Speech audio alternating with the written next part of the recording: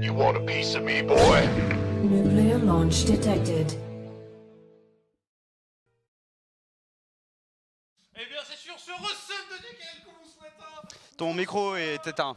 Voilà, bon, et il c'est est sûr. pas allumé. Et La voilà. compétence la plus totale. Bonsoir, comment ça va, Bonsoir. DKL? Eh ben écoute, ça va très bien. J'ai un formidable ciré jaune.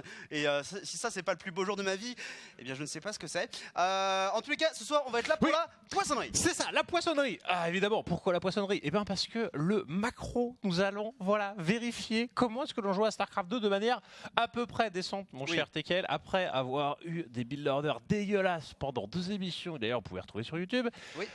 Et bien, on s'est dit qu'il fallait aller un petit peu plus haut, hein, parce qu'on a quand même bien souillé le ladder. Des gens ont arrêté de jouer à StarCraft de fait. Certains ont pris des ligues.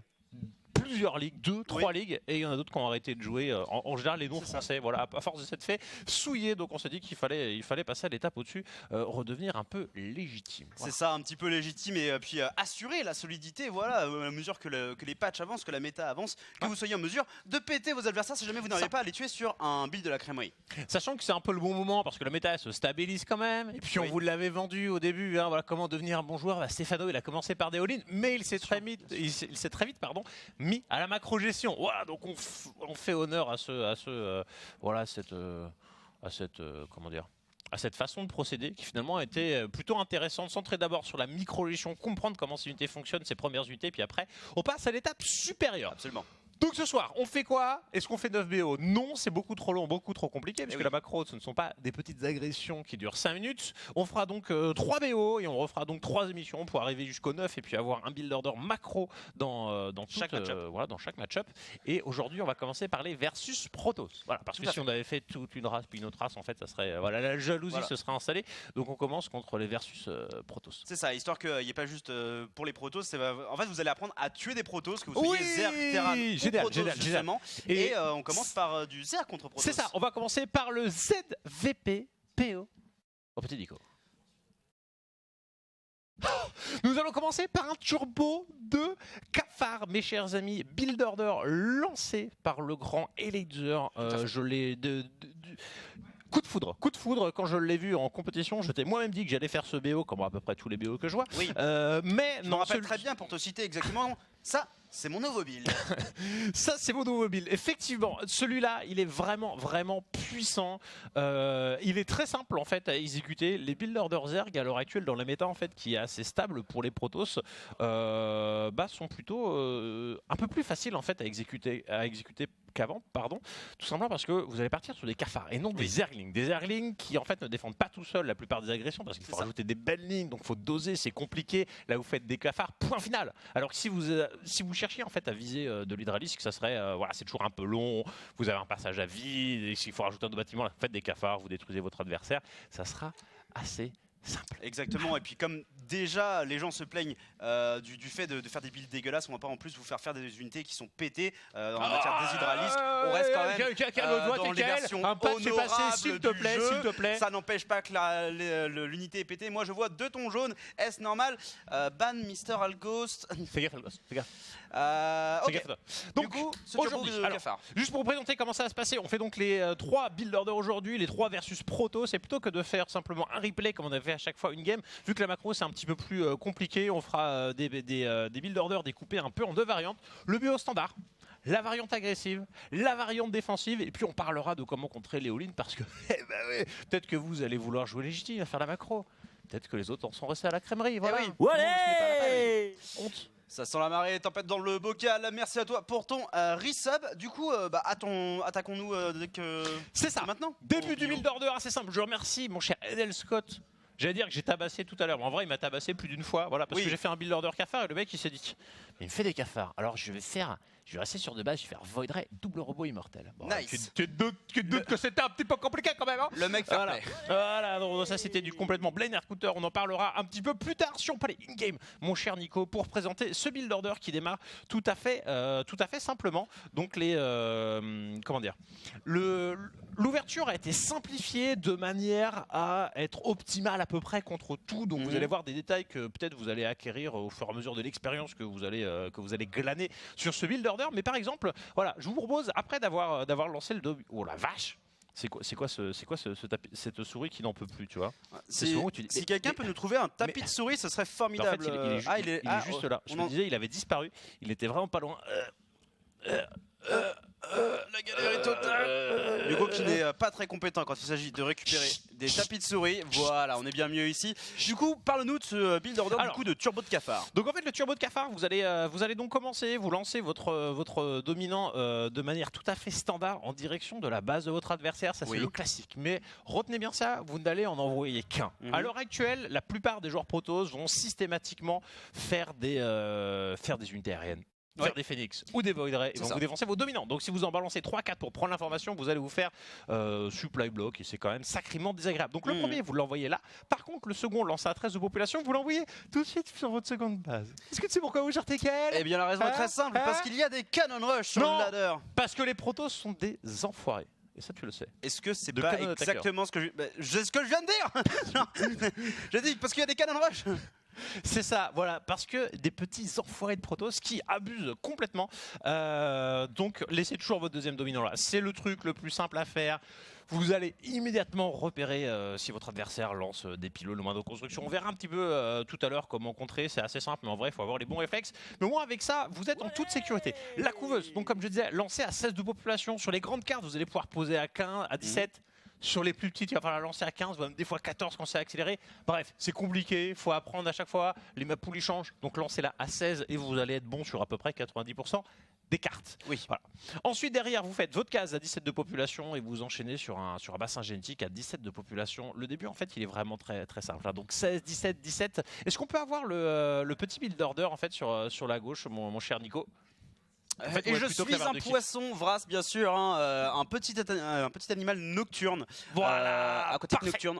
Voilà, donc vous avez le build order à gauche pour vous accompagner et ils seront balancés sur les réseaux sociaux avec toutes les petites adaptations qui vont bien. Donc on est parti sur une seconde base, on balance des drones, dès que le bassin génétique est terminé, on lance la vitesse Zergling, on lance 2 rennes et on coupe l'économie en gaz. Un petit peu, pas à 100%, on ne laisse qu'un drone tourner, c'est pour optimiser le minerai et pour pouvoir vous lancer le plus rapidement possible sur votre 3e base. À ce moment-là, en fait, vous n'avez qu'un seul truc à repérer, c'est s'il n'y a pas eu de canon là, est-ce que votre adversaire a posé tout simplement une seconde base.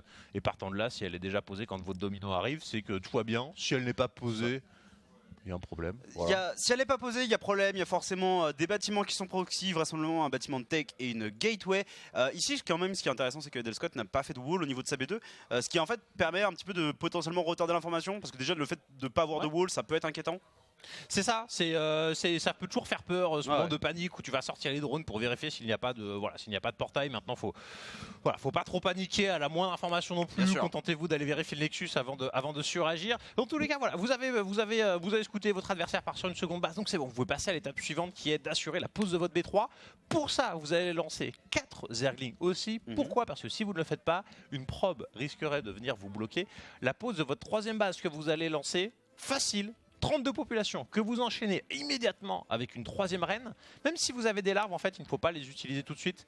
Ramenez très rapidement votre 3e reine, ça vous permet de détendre très vite votre mucus pour défendre plus facilement et ça vous permet d'avoir de l'antière qui arrive vite. Alors juste pour avancer rapidement, vous enchaînez donc sur un dominant juste après avoir balancé la queen, vous faites du drone et jusque là en fait c'est assez simple. La seule adaptation que vous avez à faire, à partir du moment où vous avez vérifié que votre adversaire a posé une seconde base, c'est est-ce qu'il sort avec des unités. Il peut sortir avec un adepte, auquel cas vos 4 Zerglings suffiraient, mais il peut avoir tenté d'en accélérer un 2e voire un 3e, auquel cas il faudrait en prévoir 6, 8, 10 ajustés. S'il ne se passe rien, si votre adversaire ne sort pas, si vous ne voyez rien bouger à partir de votre dominant, concentrez-vous sur bien injecter, ne pas être supply block. À 42 populations, vous avez 2 dominos à lancer, vous avez une 4e reine et aveuglément, lancez toujours vos spoilers à 3 minutes 40 parce que 80% des games vous allez avoir Stargate. Si c'est pas Stargate, il pourrait y avoir DT. Si c'est pas DT, ben au final ça pourra toujours permettre de survivre contre les prismes transfert. Exactement. Ça servira tout le temps. Il y a aucun moment où le fait de perdre 3 drones pour faire 3 sports est inutile. oui, vous perdez 3 drones, mais ça vous rend tellement safe contre toutes les arnaques possibles que derrière, s'il se passe rien, vous êtes quand même bien, et s'il se passe quelque chose, vous êtes bien. C'est ça, il va toujours avoir le moment où le mec qui va quand même faire des unités avec de sa porte spatiale un petit peu plus tard, ça va complètement vous surprendre, ça va être horrible, ou le gars il va faire des DT en milieu de partie, au moins ils seront là pour la détection, pour l'entière, quoi qu'il arrive. Petit détail très intéressant quand même à noter, n'envoyez jamais votre 3ème reine injecté sur votre 3ème base, parce que si votre adversaire joue bien, qu'il a de très bon timing, si l'oracle arrive sur la 3ème base, il va vous la défoncer. Ouais. Un oracle gagne en duel 1 contre 1 face à la reine, donc c'est pour ça gardez vos 2 reines là, et dès qu'en fait vous avez la 4ème qui se termine, bah vous pouvez y envoyer 2 reines et puis lancer un petit spoiler en supplément là. Partir de là c'est très simple, 4 minutes. Vous lancez le tiers 2 et puis derrière 4 minutes 20, double gaz, terrier des cafards et vous précipitez votre production de drone jusqu'à 62 populations, vous balancez, vous êtes tiers 2, vous lancez la vitesse des cafards, vous produisez masse dominant et vous produisez masse cafard. Et là pour le coup on a vu un Edel Scott qui n'a pas été très agressif, mais comment est-ce qu'on... Par exemple s'il y a une agression qui arrive avant ton target cafard, t'as pas de bending, c'est ça. Tu comptes purement sur les queens pour défendre? Alors en fait le point important ça va être de vérifier ce qui se passe ici. Déjà si votre adversaire a fait une porte spatiale, ça veut dire qu'il n'a pas investi sur 3 portails d'entrée de jeu. Donc déjà s'il fait une agression elle arrivera un petit peu plus tard. Mais pour se prémunir en fait de toutes les petites problématiques, un truc très intéressant qui peut être de gagner des games et de gagner pas mal de temps à faire, c'est vos 4 premiers Zerglings. Si votre adversaire ne vient pas agresser, un moment, envoyez-les sur CB3 potentiel. Vous en laissez un là, vous en lancez un là. Ici, votre dominant, s'il se fait défoncer, placez-y un Zergling. Et si votre adversaire sort avec des unités, il faudra défendre avec des Zerglings et vos queens si vous n'avez que ça. Sinon, temporisez le terrain des cafards. Maintenant, il y a ce build order en fait, est tellement puissant niveau écho que de la game des lasers dont je l'ai retiré, il y a une agression adepte qui ne le scoute pas. Les adeptes arrivent dans sa base. Les cafards n'arrivent qu'un petit peu plus tard. Mais en fait, ils arrivent juste après les cafards, donc ils commencent à perdre énormément de drones, mais au moment où les cafards sortent, ils sont en nombre suffisant pour en fait aller contre-attaquer derrière et tuer la game. Parce que si le mec en fait investit très tôt dans des unités et vous pénalise, ça veut dire que derrière en fait il sera un petit peu à poil. Donc potentiellement sur une contre-attaque sans même refaire de drone, avec la vitesse cafard, vous allez pouvoir défoncer votre adversaire qui n'aura que juste posé une porte spatiale ou n'aura fait que sa robot et pas encore d'immortel sur le terrain. Et d'autant plus s'il investit effectivement sur des adeptes et des adeptes glaive résonnants qui effectivement est un gros burst de puissance early pour le joueur Protoss, mais qui derrière le laisse complètement à poil le temps qu'il développe des technologies. Comment les cafards vont être utiles. C'est juste si vous voyez beaucoup d'adeptes être en train d'être banqués ici, produisez des Zerglings si vous n'avez pas des cafards, sinon attendez vos cafards. Donc pour revenir où on en était en fait dans cette partie, une fois que vous êtes arrivé à 62 pop et que vous débloquez vos dominants et vous commencez à faire des roaches, c'est à ce moment-là que vous allez en fait devoir choisir, est-ce que vous voulez agresser ou est-ce que vous voulez partir sur une vraie grosse macro game. Ça peut être votre choix un peu à l'aveugle, ça peut être en fonction de ce que fait votre adversaire. Si votre adversaire ne pose pas de 3ème base, agresser un joueur proto chez lui, c'est une très mauvaise idée. À partir du moment où il pose B3, vous avez cette option d'agresser. Et ça peut être aussi en fonction de ce qui s'est passé du parti. Si votre adversaire vous a tué 10 drones avec son oracle, relou, vous n'allez pas avoir assez d'unités pour aller le tuer. Par contre, s'il n'a fait aucun dommage et que le mec il a produit 2 oracles et qu'il les a empalés et que le Phoenix n'a pas tué plus d'un dominant, en fait, il y a de fortes chances que le proto soit en retard et que s'il pose une B3 un petit peu trop tôt, qu'il n'a pas assez d'unité, vous pouvez le tuer. Donc ça va être à vous d'apprendre à jauger dans la partie en fonction de ce que vous avez développé et de ce que votre adversaire est en train de faire. Maintenant, si vous choisissez l'option agressive, dans ce build order, la meilleure façon de la développer, c'est très simple. C'est du cafard, du cafard, du cafard. S'il y a eu une porte spatiale, vous prenez vos queens. Voilà. Vous prenez vos 4 reines, vous en relancez 2 dans vos bases principales, et puis c'est parti en fait. Vous traversez. Pas de ravitaillement spécialement de Zergling, parce qu'en fait vous n'avez pas forcément les ressources vu que vous avez déjà payé d'Oren, ça vous coûte 300 minerais. Quand vous arrivez sur le terrain, vous pouvez transformer quelques cafards en ravageurs, donc vous allez très vite dépenser toutes vos ressources. Et après, c'est à vous en fait de bien micro-gérer, donc de prendre un bon positionnement. Là on voit que mon adversaire finalement il a une très bonne population anti-cafard, puisqu'il a produit beaucoup d'immortels et pas mal de sentinelles, et puis finalement sa sarriette était mise à contribution pour faire des void rays. Donc il faut faire attention, bien temporiser, mais en vrai vu que ça produit vite énormément, il y a 85 de pop contre 59 et par là. Là après c'est à vous de réussir à bien exécuter, et vous voyez qu'en fait en temps normal, on perdrait dans cette situation, mais le fait d'avoir ramené les 4 queens, elle temporise. Le fait d'avoir traversé la carte et de ne pas avoir fait bêtement 10 tueurs muqueuses, on voit que j'en ai fait une dans chaque couloir, ça me permet d'avoir beaucoup d'énergie, de faire des transfuses et puis de venir massacrer. Ouais, absolument. Les Zerglings ici, ils auraient rempli vraiment un tout petit taf. Hein. Ils auraient été efficaces contre les immortels, mais derrière, les Voidrey en fait auraient fini par nettoyer la fight et le joueur Protoss aurait reproduit suffisamment pour régler le problème. Là, les Queens font vraiment un très gros taf contre les Voidrey que Edelskott a produit un peu en urgence en voyant le timing. Et derrière, bon, il n'y a pas vraiment grand chose qu'ils puissent faire, même si c'est vraiment très dépendant de la micro en termes de fight aussi, parce que contrairement au build de la crèmerie où vous disiez bon bah concrètement là vous arrivez devant chez lui et soit il vous a pas vu et vous avez gagné la game, soit il vous a vu depuis 2 minutes et c'est pas que vous avez perdu mais vous allez devoir tryhard. Ouais, c'est ça. Là il y a vraiment une emphase où il va falloir vous sortir les doigts sur la micro-gestion et ça c'est malheureusement quelque chose que seule l'expérience et l'entraînement va vous apprendre. C'est ça, voilà, donc les petites cheese qui entraînent la micro, après ça permet de faire ce genre de game. Si on peut revenir, sinon on va changer de partie. Donc là c'était la version agressive simple, vous faites le build order, si votre adversaire ne vous agresse pas, n'a pas produit de dommages, vous pouvez immédiatement aller l'enfoncer. Alors il y a des contre-indications comme je vous disais, s'il ne pose pas 3ème base, si plutôt que d'avoir fait une porte spatiale il a fait double robot. Bon, ça va être un peu compliqué. Après, vous pouvez faire des variantes où vous pouvez faire la vitesse dominante pour amener les queens un peu plus rapidement, mais ça vous coûte un peu de ressources, donc ça fait que vous allez peut-être avoir un petit peu moins de cafards. Voilà. Mais juste pour résumer, ce build order, c'est vraiment très simple. Vous scoutez, votre adversaire a une B2, vous fermez les yeux, vous faites votre build order, vous posez vos spoilers. Ensuite, vous regardez s'il pose B3, vous regardez s'il sort quand même avec des unités, s'il en manque. S'il n'en manque pas, continuez à faire des drones, allez jusqu'à ces 62 pop. Et après, libre à vous de choisir.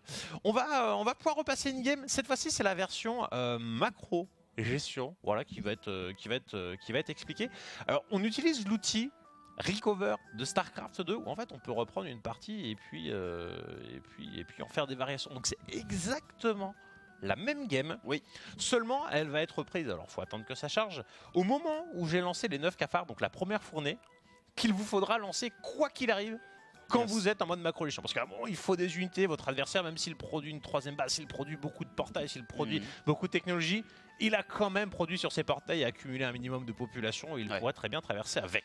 D'ailleurs, si tu peux nous mettre la petite barre de production, voilà, histoire qu'on l'ait. Effectivement, là, on voit les 9 cafards qui sont là et qui vont servir en fait à être la force de base pour tenir un timing de base et sur lequel tu pourras soit être parfaitement safe, soit produire plus d'unités si c'est nécessaire, soit du coup lancer les drones si tu sens qu'effectivement il n'y a pas d'attaque qui arrive. Sachant que si vous jouez face à des adversaires particulièrement méta à l'heure actuelle, c'est la 3ème base qui est retardée pour faire une grosse pression avec 2 archontes, c'est zélo de charge et ça arrive sur les coups des 5 minutes 30-45, donc c'est à ce moment là où les cafards se terminent et c'est pour ça qu'Eluzur fait ce BO quasiment à chaque fois depuis qu'il est en Corée, c'est que tous les protos en Corée quasiment font ça. Et même en Europe c'est un build qui se répand énormément et effectivement il est très fort si justement il n'y a pas de cafards en face puisque les Zealots et les archontes vont découper Zergling, Benling et Hydralisk surtout avec une bonne prise de fight alors que les cafards vont bien temporiser le truc, vous faites toujours plus de cafards et vous avez toujours l'option à un moment d'attaquer sur le mec qui effectivement a retardé sa B3 du coup au moment où il la prend et foutrement à poil. C'est ça. D'ailleurs petit tips de micro-gestion, si vous êtes face à quelqu'un qui fait beaucoup de zélotes, face à des adeptes, vous pouvez venir au corps à corps. Face à des zélotes, il va falloir hit and run, vraiment étirer les zélotes, essayer d'attirer leur charge et vous planquer des fois dans des bâtiments, faire un mur de champ d'évolution, vous planquer derrière les packs de minerais pour faire mongoliser les zélotes. Voilà, ça c'est un petit tips très intéressant. Donc voilà, dans cette game en fait, qu'est-ce qui se passe? J'ai fait mes 9 cafards. Et j'ai scouté en fait avec l'autre Zergling qui était sur l'autre côté. Oh, il pose une 3ème base. Donc même si le mec décidait de jouer agressif, à partir du moment où il a payé une 3ème base, ça ne peut pas être la plus grosse agression du monde. Donc je peux refaire une fois des drones. Mais à partir de ce moment-là, il va falloir reprendre l'information s'il est en train d'all-in pour savoir comment ajuster. Et dans l'éventualité où ce monsieur en fait continue la macro-gestion, c'est très simple la transition. Une chambre d'évolution, une tanière d'Hydralisk et vous allez faire Roach, Hydra, Lurker, pourquoi pas Tier 3 plus tard. Maintenant, comment est-ce que vous savez s'il est en train de vous cheeser? De 1, quand vous envoyez votre Zergling, soit si le mec a une grosse masse de population, il vous bourre. S'il n'a absolument rien, vous le bourrez. C'est ça, ou alors c'est qu'il est en train de vous bourrer mais que c'est déjà sur le milieu de la carte et que là vous allez prendre sacrément lourd. Mais c'est plutôt du coup comment est-ce que vous repérez si le mec fait de la macro-gestion. Vous allez avoir des probes qui font ce petit trajet là. Vous allez avoir le Nexus qui a ce petit halo de lumière qui indique qu'il y a des probes en construction et votre adversaire va aussi prendre les gars sur sa B3. Alors qu'il fait beaucoup de portails, il va se concentrer principalement sur le minerai. Donc soit il n'y a pas de probe et il vous bourre, soit il ne prend pas du tout les gaz, ça veut dire qu'il fait des portails et qu'il vous bourre. Si le mec fait des probes et en plus ajoute ses gaz, bah en fait c'est que voilà, c'est que ça va macro. C'est ça, c'est que ça va macro. Ici on voit un go sur la Robobaie et du coup même la composition Roach Hydra Lurker va rester très efficace. Le disrupteur n'est pas très efficace contre Zerg à l'heure actuelle puisque ça pète au contact et les Lurkers à terme vont être une bonne manière de gérer les colosses et potentiellement du coup de permettre de temporiser vers le T3. Et le Lurker fait partie de ces unités hyper chiantes à contrer. Oui. Donc tant que vous n'arrivez pas, c'est des bons joueurs qui ont des positionnements de ouf, qui vont faire des encerclements, le mec il va empaler son observateur, vous allez les ruiner. C'est ça, d'ailleurs un point de macro à ce moment-là, toujours avoir des vigilants avec votre armée et toujours bien focus ces observateurs. Votre principale mission, en gros, c'est de repérer l'observateur et de le tuer le plus vite possible. Et à partir de là, vos Lurkers vont juste être concrètement invulnérables. Voilà, donc l'étape de macro les gens, 62 pop, vous produisez votre ration de cafard, ensuite vous refaites une fournée de drones, vous continuez à prendre l'information, si ça part macro, visez 66. Pourquoi? Parce que ces 3 bases saturent minerai avec les 3 gaz simples. Enchaîné sur une 4e base, vous avez votre production d'hydralisque lancée pour faire votre mix cafard hydralisque, amélioration d'attaque qui arrive. On a les petites améliorations de vitesse, améliorations de portée qui doivent être enchaînées. Dès que vous avez les ressources, le bâtard-rôdeur. Et là, c'est pareil. Continuez de prendre l'information. Si votre adversaire n'est pas en train de vous bourrer, en gros, il est encore chez lui, il veut faire une macro-game, eh bien, il faudra refaire une ration de drone dès que vous vous sentez en sécurité, passer des 66 à peu près à peu près 70-80 suivant comment vous vous sentez. S'il n'y a toujours pas d'agression, il faut voir plus loin parce que la population Protoss va monter en puissance. Vous approchez 200 de pop, vous avez de la population, c'est bien de faire des lurkers, mais c'est bien de faire une fausse infestation pour aller voir le tier 3 et entrevoir les lurkers. Ce qui va être très intéressant aussi, c'est avec votre population, vu qu'elle est très mobile, et si vous avez tendu du creep, c'est d'avancer sur la carte, essayer de mettre un peu de pression, pas forcément aller au combat de manière totale, mais au moins empêcher le Protoss de venir chez vous et de mettre des champs de force et de vous défoncer la gueule, pour bien de le temporiser. Là on voit en fait c'est juste une fight compliquée, mais à partir du moment où c'est des lurkers, même s'il a une très belle population avec beaucoup de disrupteurs, beaucoup d'immortels et pas mal de dislockers, si vous vous positionnez bien en concave et que vous l'empêchez d'avoir la détection, là il y a un observateur justement, je crois qu'il s'empale, et il n'y a pas d'oracle pour venir taguer, l'engagement est pas terrible pour moi. Genre les boulettes de disruption font énormément de dommages, mais j'ai leur cœur en fait. C'est ça. Donc il ne peut juste pas avancer. La concave hydralisque après fait son boulot. Prisme transfert qui s'est un peu avancé, qui est en groupe de contrôle principal qui meurt. Et le gars ne peut pas avancer. Et la game continue. Et c'est aussi pour ça que Disruptor n'est pas très efficace contre Zerg. Parce que ça ne va jamais toucher les lurkers. Alors qu'à l'époque c'était un timing, tu repérais où il était et tu laissais ta bouboule dessus. Là non, effectivement, le lurker va continuer à taper. Et avec une composition Stalker Disruptor, la composition Protoss va exploser puisque c'est une composition blindée. Du coup qui subit des dégâts bonus contre le lurker. Donc là il avait une bonne pop, donc j'ai pas pu le tuer. C'est même lui qui m'a fait beaucoup de dommages, il a beaucoup d'économies, il avait une bonne banque. Donc c'est quoi l'étape suivante si vous n'avez pas pu agresser avec votre 200 de population Roach Hydra Lurker? Eh ben c'est de courir à droite, à gauche, temporiser votre tier 3 que vous lancez toujours en même temps que l'aiguille. Pourquoi? Parce que votre but c'est de faire des Broodlords. Pour faire des Broodlords, il faut une grande aiguille. Et la grande aiguille, en fait, l'aiguille a le même temps de production que le tier 3. Donc comme ça, vous lancez votre aiguille, votre tier 3, les deux se terminent en même temps, vous enchaînez avec la grande aiguille. C'est optimal, c'est cool. Et là, après, la game, enfin voilà, on peut. Ça dérape assez rapidement pour Edelscott, quoi. C'est pas ça, forcément, ça dérape assez rapidement. C'est juste qu'après, toutes les games macro sont ce qu'elles sont. Il faut travailler. Là, j'essaie de temporiser, je lui casse une B4, mais. Moi, dans cette minute sans B4, ça a pas mal dérapé pour le joueur Protoss. C'est vrai. En fait, ça a pas mal dérapé. Mais en fait, j'ai pris beaucoup de pertes sur ces premières disruptions. Là, le fait de perdre la B4, ça lui coûte très très cher. Mais en fait, il a une belle pop. Et à partir de ce moment-là, la pop Roach Hydra Lurker est quand même inférieure à celle-ci. S'il peut ajouter des storms et tout ça. C'est ça. Donc le temps de faire votre transition Broodlord, parce que vous allez investir dans beaucoup de technologies, parce que vous allez investir dans des coopteurs qui sont complètement nuls en combat si le mec a pas beaucoup de colosses, vous allez avoir une petite fenêtre de vulnérabilité. Donc n'hésitez pas à mettre vos ressources en fait supplémentaires dans des aiguillons, ce que je vais faire là. Donc là je le balade un petit peu sans vraiment chercher le combat, simplement j'esquive, je me mets dans les endroits un petit peu chiants, je fais beaucoup d'aiguillons pour temporiser. Donc si vous n'êtes pas confiant en vos mécaniques, restez 100% chez vous, mais sinon travaillez sur la carte, baladez-vous. Et juste un point rapide, vu que tu as fait deux objets qui sont très importantes. Alors déjà le crackling, voilà. Alors déjà je suis très content de voir que tu l'as fait parce que c'est vraiment une break qui est importante. J'ai pensé à toi, je me suis dit tiens, comme ça t'es quel, il pourra en parler. Voilà, non mais c'est vraiment une break qui est cool et même ça vous permet de ne pas forcément sortir avec votre pop principal mais d'envoyer des cracklings, tenter des run-by, éviter d'en parler 40 cracklings parce que mine de rien ça coûte des larves. Au-delà du coût de l'unité, c'est vraiment les larves qui sont importantes dans ce scénario là. Et surtout ça s'est terminé avant, mais tu as aussi fait les griffes falciformes qui permettent aux lurkers de passer, je crois c'est 1,2 2,3 secondes d'enterrement à 0,7. 2 secondes d'enterrement à 7. C'est 2 secondes, c'est à 0,7 je crois, c'est ultra rapide, c'est l'une des meilleures améliorations à faire. En fait c'est simple, hein. Le lurker il a une animation pour s'enterrer et quand il a les griffes facile forme, il disparaît. Il n'y a pas d'animation. Il n'y a plus d'animation parce que l'animation est trop lente. Moi, je me rends pas compte en tant que Zerg parce qu'il disparaît sous terre. T'inquiète pas, moi je me rends compte. Il disparaît. T'inquiète pas. Et à plus. Il y avait des unités sur le terrain, d'un coup il n'y en a plus, mais il y a des pics qui sortent de sous terre et je perds mes colosses. Donc si, t'inquiète pas. Non, c'est cauchemardesque. Donc dans cette situation-là, voilà, c'est les 2 améliorations à faire. Alors en priorité, c'est les griffes Altivarm parce que vous êtes sur Roach Hydralisk. Ensuite, vous lancez le crackling, voilà. Et dans ce game en fait tout simplement je temporise. Là je me fais couper ma pop en 2, donc ce que je fais c'est que je vais contre-attaquer, qui est une très bonne forme aussi de temporisation vers les Broodlords. Voilà, si vous avez un bon timing. Donc là je contre-attaque avec ça pour faire des dommages et vraiment l'enfoncer niveau écho. Maintenant ça fait que de l'autre côté, en fait il va faire un combat plutôt alors je sais plus en fait ce qui se passe. Non. Il est voilà. Il joue en bon complètement, il fait complètement demi-tour. C'est après que je me foire un petit peu. Ouais. Là en fait il est obligé de rentrer chez lui parce qu'il est déjà dans un semi-all-in puisque tu l'as forcé sur 3 bases là jusqu'à 13 minutes de jeu. Donc en fait toutes ces bases commencent peu à peu à tomber à court de ressources. Donc il doit retourner défendre. Et là on va voir ce que tu foires Alain sur cette fête. Non, en fait sur cette fois en fait j'attaque mais j'ai pas reproduit mes 200 de population. Donc en fait même s'il empale pas mal je perds beaucoup. Mais le but en fait, là c'est j'ai contre-attaqué, il a fait demi-tour et c'est ce que la plupart des joueurs font jusqu'à certains niveaux. Si tu les attaques, ils vont toujours défendre. La plupart des joueurs vont éviter le trade base alors qu'en Roach Hydra, quand vous temporisez des Broodlords, c'est un scénario qui est plutôt en votre faveur si vous avez votre banque, je dirais. Bah ouais, parce que déjà comme tu as dit, il y a une banque, en plus il y a le Broodlord qui est une unité qui génère des unités gratuites, donc il va générer du dégât gratuitement, ce qui n'est pas vraiment une option pour le joueur Protoss, du moins pas sans Spellcaster, et encore gratuité toute relative puisque ça coûte quand même de l'énergie.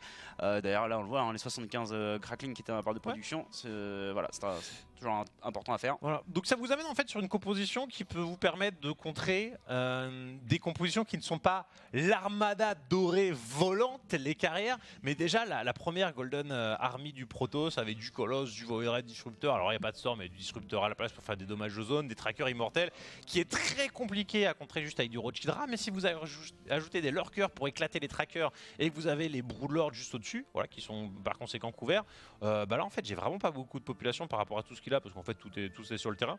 Et finalement, la fight se passe très très bien.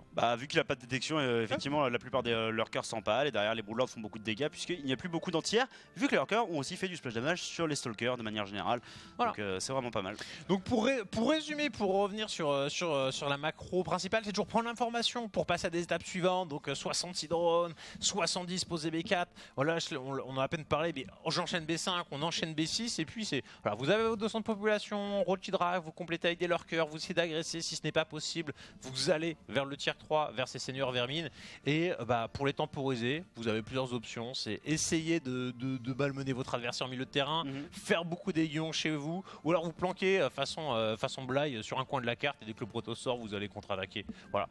Il faut apprendre à mixer en fonction des cartes, en fonction des parties, en fonction du style de jeu que vous préférez. Une fois que vous avez au Broodlord, c'est reparti pour un haut ami. Après, si le mec fait des carrières sur d'autres paires de manches, il faut faire infestateur, il faut faire corrupteur, mais ça, voilà. C'est encore beaucoup plus compliqué déjà si vous en arrivez là. Voilà, après avoir passé les BO de la crèmerie, si vous commencez le jeu, ça sera très bien. Ce qu'il faut bien voir, c'est qu'effectivement, la crèmerie, on vous donnait concrètement, on vous donnait une bûche avec laquelle fracasser votre adversaire. Là, on vous donne une graine que vous plantez et vous devez arroser votre arbre et vous devez l'exposer à la lumière. Vous avez plein de ramifications qui vont se créer parce que c'est la macro. Il y a plein d'éléments qui peuvent intervenir. On va changer de game. J'en ai encore 2 à présenter. Si vous avez des questions, limite lesquelles pour aller prendre et je pourrais y répondre. Tout à fait. Je vais vous montrer comment contrer alors les 2 all-in les plus emmerdants. Déjà celui qu'on n'a pas en replay, mais en fait qui sera sur des petits assets que vous aurez en mode visuel, petit récapitulatif en test. Si votre adversaire vous all-in sur une seule base, si vous ne voyez pas la deuxième, faudra limiter votre économie. Vous restez sur 2 bases, vous faites à peu près... En fait, une base saturée, c'est 22 ouvriers. Donc vous allez vers les 26 à peu près pour avoir un petit peu plus que votre adversaire. Vous restez sur 1 ou 2 gaz, vous posez un tiers des cafards, vous défendez avec des rennes, avec des cafards, avec des zerglings. Vous faites attention à pas vous faire jambon. Vous lancez un sprawler vers les 5 minutes de partie pour éviter les unités aériennes ou les DT. Voilà. Et puis après, vous attendez que votre adversaire s'épuise. Vous essayez de faire des bons combats, vous essayez de bien échanger. Voilà, c'est à peu près résumé très brièvement, c'est comme ça que ça se passe. Effectivement. Et avant de répondre à des questions, merci à tous ceux qui s'abonnent, etc. On vous cite pas parce qu'on fait l'émission avancée, mais merci beaucoup. On vous voit bien et on apprécie votre soutien. La poissonnerie, c'est quoi le principe là? Eh bien, contrairement à la crèmerie qui consistait à du fromage, à du cheese, ici on va partir sur de la macro, donc du maquereau, n'est-ce pas? Et non, c'est pas moi qui ai trouvé ce jeu de mots là, et j'en suis d'ailleurs extrêmement jaloux. Mais du coup, c'est effectivement un principe plus macro que ce qu'on a pu faire précédemment.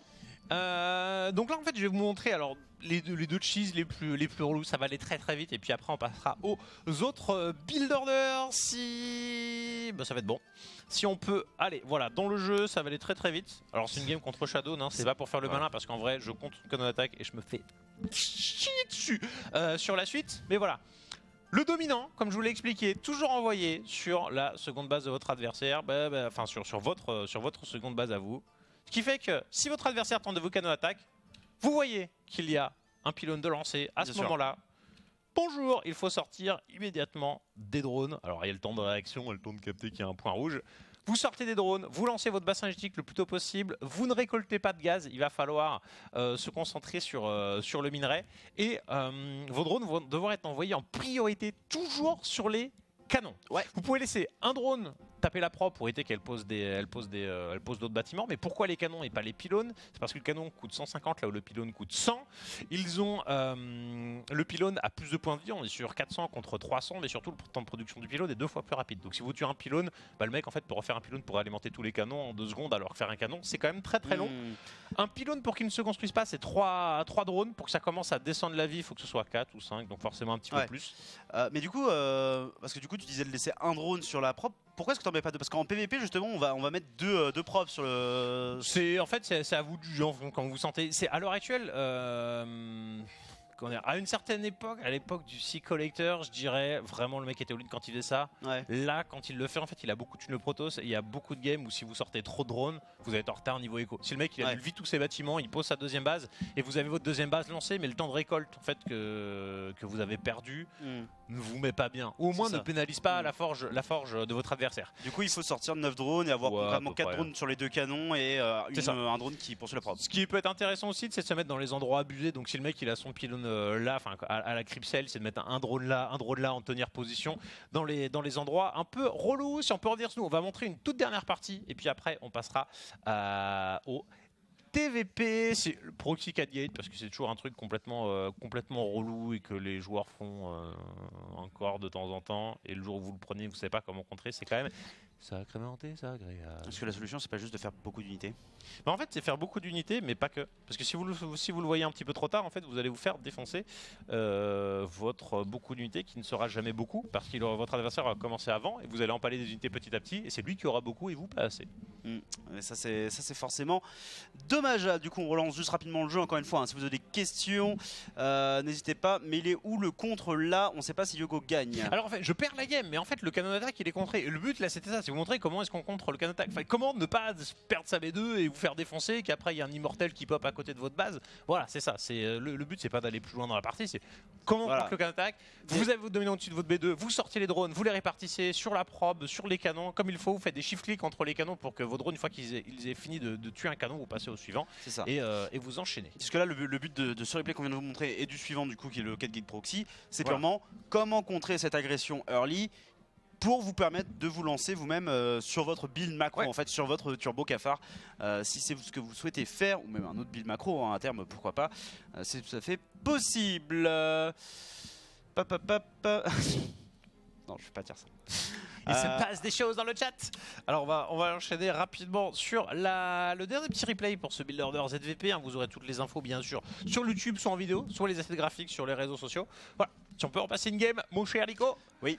Merci Polo, ça fait plaisir. Bien joué, merci beaucoup pour le don. Donc là voilà, le mec il proxy ses 4 portails et je le grille au moment je posais 3ème base, donc mon bassin électrique n'est pas encore terminé, donc je n'ai pas pu ajuster mon build order. J'ai pris mon gaz qui va me servir à rien.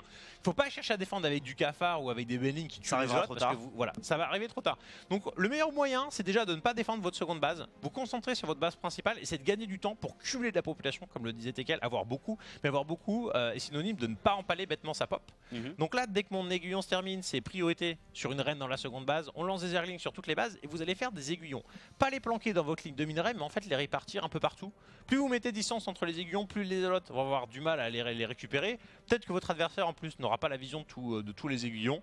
Et après, c'est une bataille de micro-gestion. Voilà, annuler les aiguillons, produire des zerglings. Et bah voilà, les premiers zélotes en fait vont défoncer les aiguillons. Mais celui-là, il va quasiment être terminé. Et le gars, s'il va pas le tuer, et ben en fait, il va se terminer. Là, il se concentre sur les, sur les zerglings, parce que je lui envoie avec ses zélotes. Donc lui, il croit faire un bon échange en tuant des zerglings. Mais en vrai, c'est parce que j'ai, je suis en train de faire des aiguillons. Dès que je combat, vu que ce combat, je sais que je vais le perdre, bah, je vais reculer. Là, j'ai fait un aiguillon que je sais que je vais perdre, mais au moins ça la patte. Donc ça demande un peu de micro-gestion, mais c'est du gain de temps pour les spines. Et est-ce que, genre, s'il s'avère que le mec il tombe sur toutes tes spines, il voit toutes tes spines, ils attaquent systématiquement, est-ce que tu peux tenter le truc de avoir des drones autour d'une spine, hold position pour qui génère pas l'aggro et protéger la spine comme ça? Ça peut être un truc. Maintenant, en fait, si tu le fais trop tôt, tu vas perdre trop d'économie. Donc en fait, faut pas le faire tout de suite. Si le mec vraiment il gère trop tes spines, tu vas regrouper tes zerglings et tu vas intervenir dans la rampe où en fait les zélotes vont arriver un par un. Donc tu fais courir les zélotes qui essaient de péter les aiguillons. Bon alors là en fait ils sont déjà posés, mais s'ils n'étaient pas posés, et tu essaies de choper les zélotes qui sont tout seuls. Ce qui fait que le gars soit il perd le zélote, du coup il ne construit pas sa masse de zélotes et toi tu construis ta masse de zerglings, même si t'as pas d'aiguillons. Soit il va défendre son zélote, mais s'il défend le zélote il va pas taper les aiguillons. En gros faut le mettre dans une problématique de il ne va pas pouvoir à la fois taper l'économie, taper la queen, taper les aiguillons en construction et duel les zerglings. Il faut l'empêcher d'avoir le beurre, l'argent du beurre et le cul de la crémière quoi. C'est exactement ça. Ou de la poissonnière plutôt en l'occurrence. Voilà, donc c'est pas mal de multitask, mais faites comme ça, des aiguillons aux quatre coins. Et là, c'est un joueur, le gars, je crois qu'il était quasiment GM en faisant que des 4 gates. Donc, si vous rencontrez un mec que diamant en faisant des 4 gates, le mec, vous mettez un spine aux 4 coins, c'est quasiment obligé qu'il y en a au moins un qui rate. Après, il suffit juste de le mettre dans votre ligne de minerai pour qu'en fait, ça défende à chaque fois votre ligne de minerai, votre bassin génétique et votre couveuse. Parce que si vous mettez tous vos aiguillons là, le mec, il pète le bassin génétique, terminé. Voilà. Mais du coup, l'important dans un truc comme ça, et même pour le Cannon Rush, c'est de le scouter. Et ici, tu le dis toi-même, genre tu le scoutes vraiment au moment où tu allais prendre B3. Donc, quel serait le timing idéal pour le scouter sans pour autant genre sortir un drone de manière complètement débile Bah en fait, la plupart du temps, en fait, t'as la problématique. Si le mec te le proxy très près, ça risque de passer sous un dominant. Je vais reprendre même plus loin. C'est un build order qui n'est quasiment pas fait parce qu'en vrai sur Legacy of the Void il ne fonctionne pas beaucoup. Donc c'est pas un build order que tu vas chercher à scouter. Donc soit il se scoute naturellement parce que le mec l'a fait trop près. Donc tu as soit un drone qui passe dessus, soit un dominant. Auquel cas tu as vite l'information et tu peux vite t'adapter. Si si tu ne prends pas l'information de manière naturelle, ça veut dire que le proxy a été mis plus loin et que par conséquent il sera moins efficace. Donc tu vas voir le zélote arriver sur ton creep. Donc tu vas être surpris, ton adaptation sera plus tardive, mais lui il va perdre beaucoup en temps de ravitaillement de zélote. Donc en fait ça va pas changer ta façon de le défendre, ça va juste... c'est juste que le mec, s'il gratte du temps pour le cacher, il va perdre du temps à un endroit. Voilà. Après, c'est StarCraft 2. Si tu peux avoir encore une fois le beurre et l'argent du beurre sur tout ton développement. Après, il y a toujours cette notion un peu contre-indicative, enfin contre-instinctive du cheese dans StarCraft 2, c'est que plus le temps passe, moins c'est fort. Hein. C'est ça. Alors que dans la réalité, on le sait, plus le temps passe, plus le cheese c'est fort. Alors, envoyer 2 links dans la main, est-ce que c'est pas plus rentable? Oui et non. Si tu le vois tout de suite, c'est extrêmement rentable. Par contre, il faudra en envoyer 4 et pas 2 parce que le mec qui sort ses probes et te les défonce. Déjà avec 4 c'est assez limité. Sur StarCraft 2, Legacy of the Void, t'as toujours 12 probes, là ils montent même à 14, donc tu peux juste te les faire défoncer, donc ça fait du multitask à faire en plus. Si t'es surpris, cherche pas à contre-attaquer tant que tu n'as pas stabilisé avec des aiguillons et la vitesse zergling. Voilà. C'est juste un truc pour tuer la partie quand tu as vu un peu tard. Effectivement. Du coup, voilà, encore une fois, si vous avez des questions dans le chat et envoyer Dougling dans sa main, c'est pas plus rentable, nous demande Carcarot. C'est ce que je disais en fait, genre c'est pas rentable. Parce que soit tu le vois tôt et tu le fais, si tu le vois pas tôt, ce qui est le cas. Et puis Dougling, ils vont être gérés par les probes. Ouais, c'est ça. Ils vont être gérés par les probes. On prend une dernière question, puis après on va swap parce que j'ai un petit peu de temps quand même sur mon explication. Il y a quand même pas mal de choses à faire. Alors là, on est sur des parties enregistrées, mais après on prendra le temps d'essayer de faire quelques games macro, même si je sais pas exactement combien de temps on aura pour ça. Ça dépendra, comme la dernière fois on fera des petites games et puis on s'amusera, on jouera d'ailleurs contre vous cette fois-ci. Donc voilà, on va conclure ici pour cette première partie. On passera Build Order Terran contre Protoss, on aura le Protoss contre Protoss et après on aura peu de cuisine. Voilà, évidemment, ça, on s'amusera. Donc voilà, ça conclut cette première partie. On va enchaîner, on fait une petite page publicitaire. On se retrouve juste après pour le TVP. A tout de suite.